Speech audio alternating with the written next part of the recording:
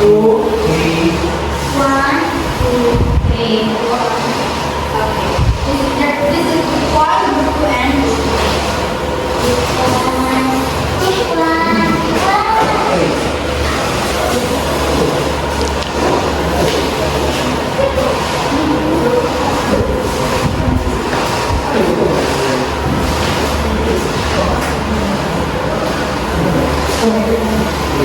You only have 3 minutes to answer and write your answer on the board and explain your answer.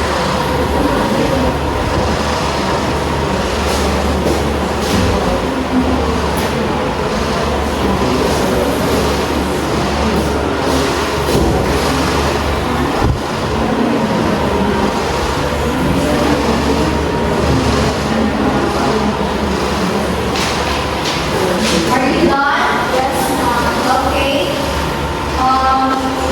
Please take a representative and write your answer on the board and present. Group 1, who's your representative? Yes, Miss Marlene. Group 2?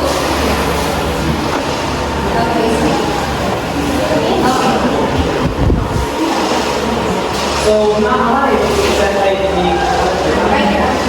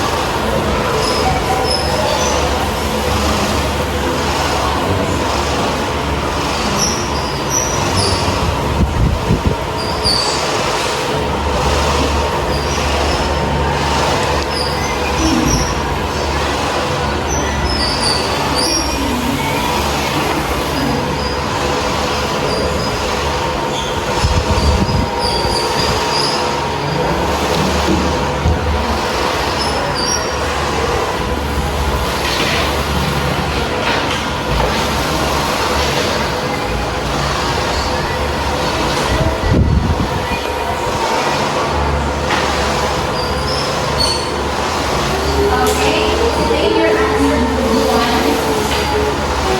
Okay, the problem given here is 3, 7, 5, 2, and 4, 4. So, there is a number 1. Nagana ko 4 this way. Ano siya na 8, yung 7. So, because 4 is equal to 7. Then, there is a number 2 is 5, 2. Subtract ng 3 is around sa 5. And then, number 2. So, 4, parang yung 4, ano ko 0. Okay. Is group 1 answers correct? Yes. Okay, let's hear group 1 A Ganesha Club. Do you know what is Ganesha Club? No. Okay. 1, 2, 3. 1, 2, 3. Very good, very good, very good. Again. 1, 2, 3. 1, 2, 3. Very good, very good, very good. Okay. 2. So, one number to niya sa mga is 6 to 9, 8 to 8, and 2 to 2. So, sa 6 to 9, nag-alam ko 8 para mga 1 to 9. And sa 8 to 3 is number ko 5 para may siyang 3. And sa 2 to 2, wala na may iwasan. So, kasi wala sila 2. Okay, let's give group 2A Ganesha Club. 1, 2, 3. 1, 2, 3. Very good, very good, very good. Okay, group 3. So, the number 3 is 1 to 5, 7 to 1, and 0 to 4. So, for the number 1 is 1 to 5, it is mag-add lang ang 4 para magawa si 5. So, 1 is mag-add ang 4. So, number 2 is i-subtract from siya. 7 minus 1 is 6. Then, 3 is mag-add lang ako. Ay ka from starting to beginning sa one is number 3 is mag-add lang ako. So, Okay, let's hear group 3A Ganesha Club. Now let's have all of your answers are correct. Now I have a question. Now what operation did you use most often to find the missing number? Yes, Miss Jenny. The operation that we use most often is the subtraction. Okay, very good. Now for the second question, what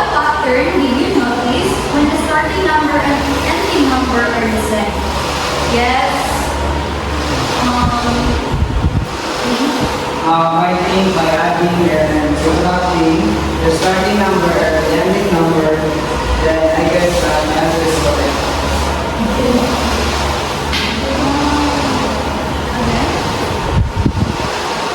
Ano?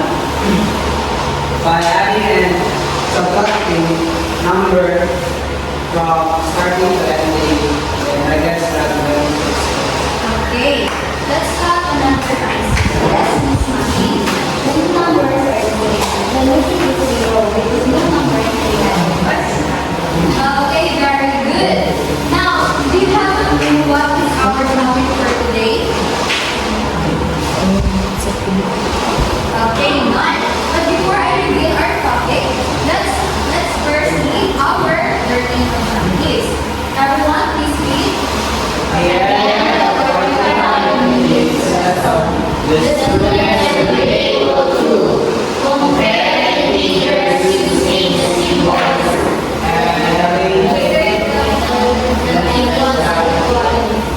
arranging teachers from less to greatest and greatest to least apparently, and participate actively in activities involving comparing and arguing teachers. Okay, now our topic for today is all about comparing and ordering teachers. Now, Mr. Jimar or Teacher Jimar will continue that discussion.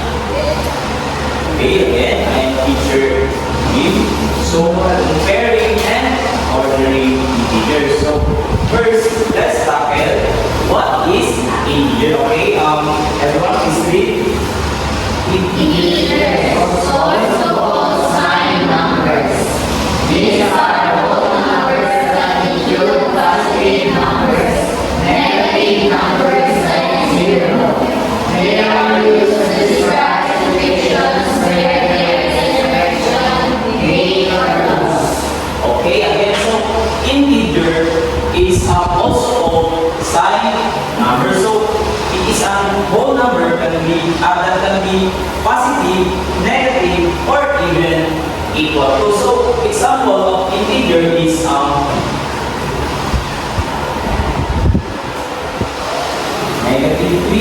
-2, -1, 0.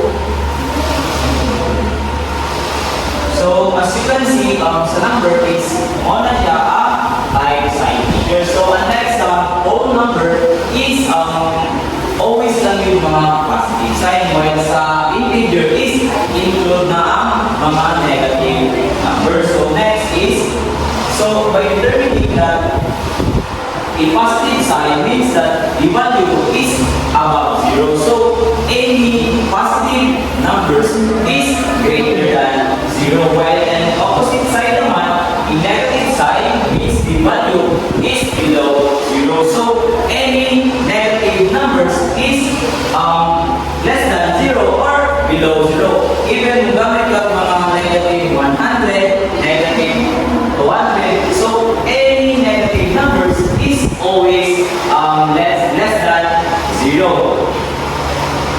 So next is comparing and ordering integers. So first, let's tackle about comparing integers. So everyone please read.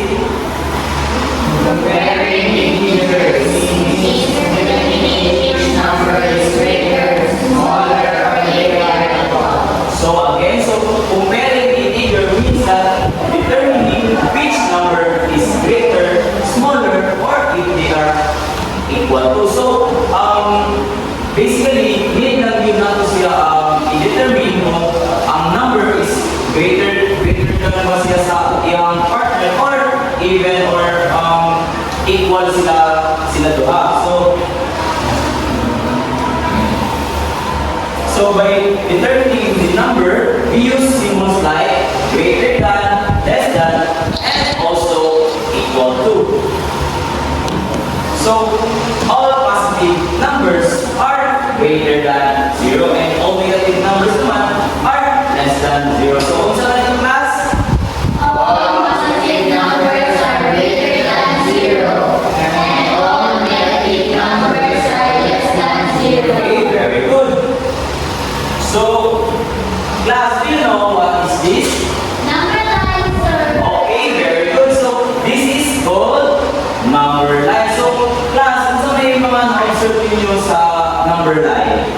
Okay, Mami?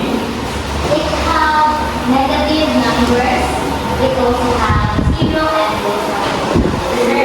Okay, sir, ang tanong is, sir, palalong right is positive and palalong left negative.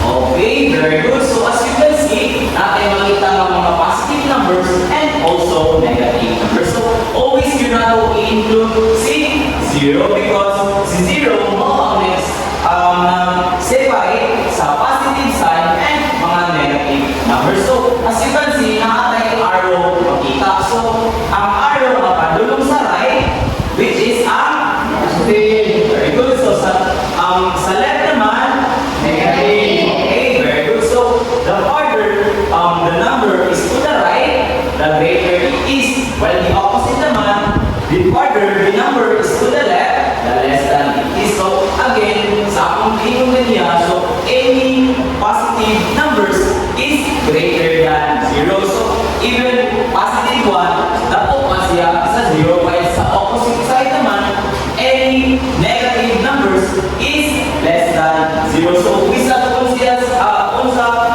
kada po, basta negative siya, so less than din siya sa 0. So next is example. So negative 2 lang negative 5. So isa mo volunteer.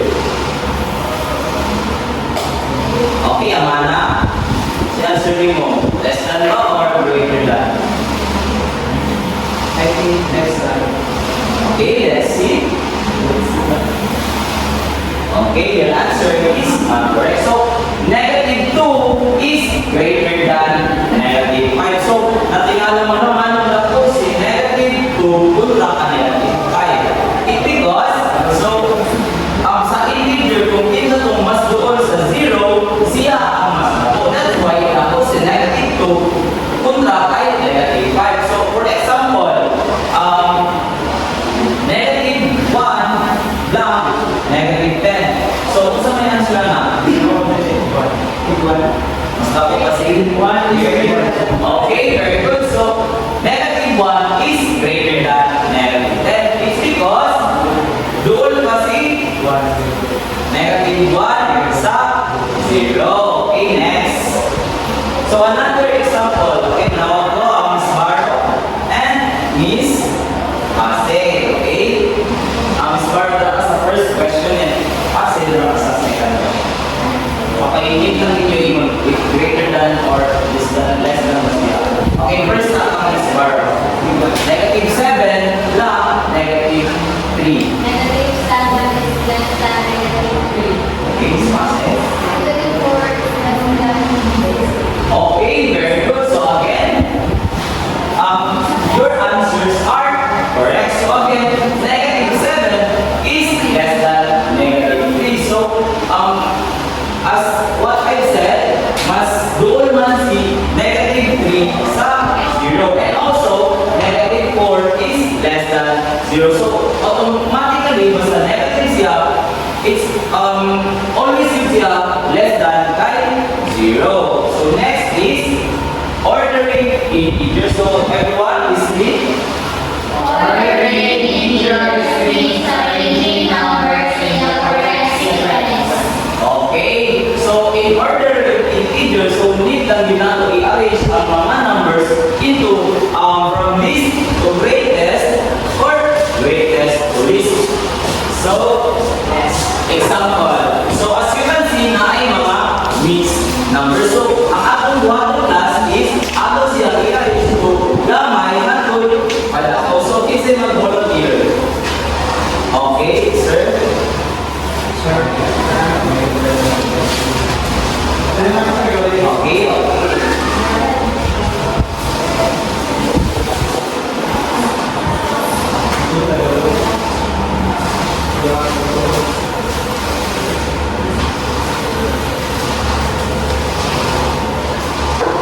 Okay, very good. So, let's give, sige pangalan mo? Cedric. So, let's give Cedric a Dunisha clap.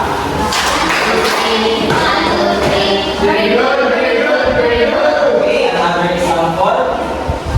Okay, Amana, I think nakaya na sir.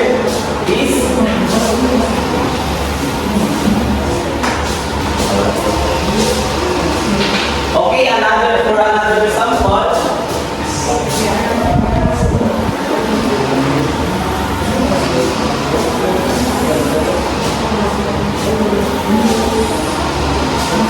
Okay, please, Amana.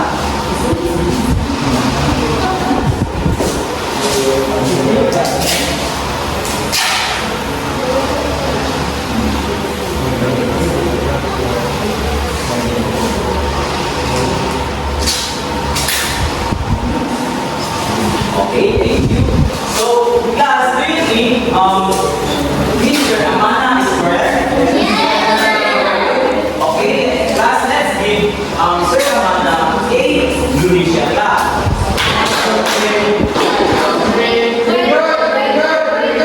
Okay, class, do you understand what is ordinary integers? Okay, very good. So, let's have an activity. So, it is called integer line. Okay, so, please read the direction. The class will remain in their three groups. Each group will be given a set of integer parts. The members will work together to arrange and compare the integers correctly. One representative will vote and declare the answer to be found.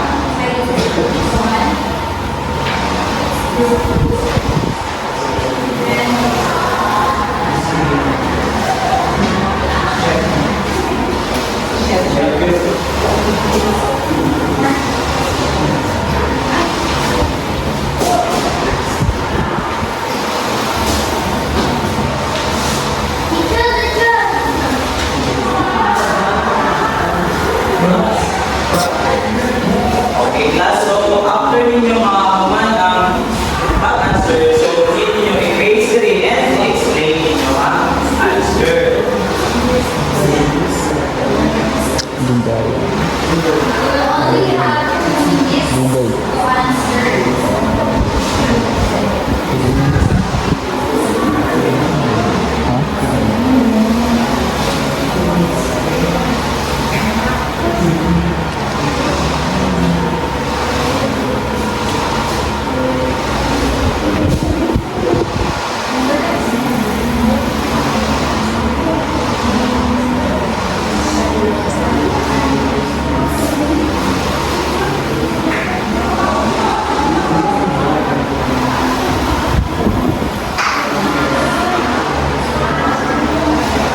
That's 1 minute. Done, teacher. Are you done?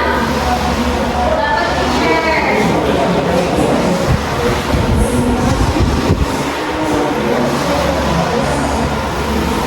Thirty seconds.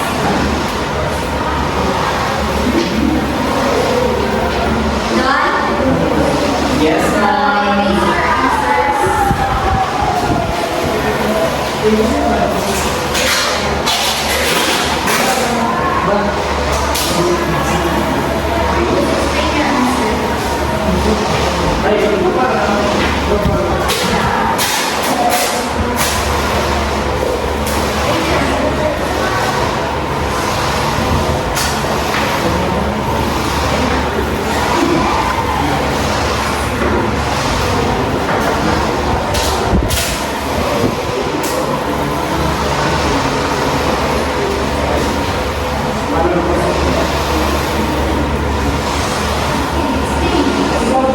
Okay, what is A?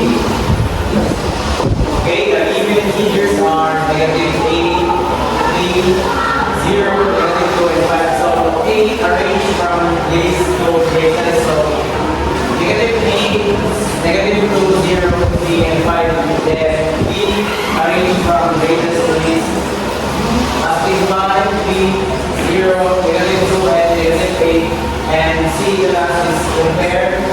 Negative 8 is less than positive 3 and 0 is greater than negative 2. Okay, thank you. Next.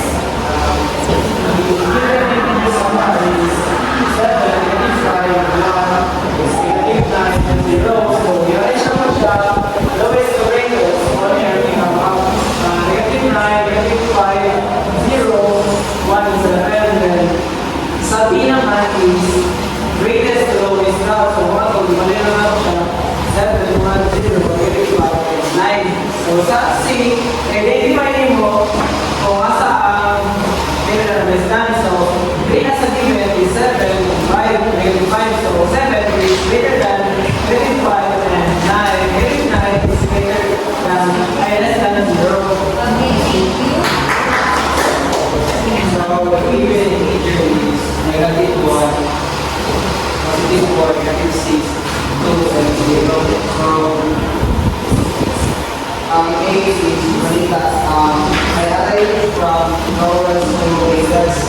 I arrived from negative 6, negative 1, 0, 2, and 4. Then sa B is arranged from greatest to lowest. So, favor siya, siya ang pinakaunang. Then 4, 2, 0, negative 1, and 6. And last is of C, right? Divide natin less than or greater than. Negative 1 is less than, positive 4, then 2 greater than 0.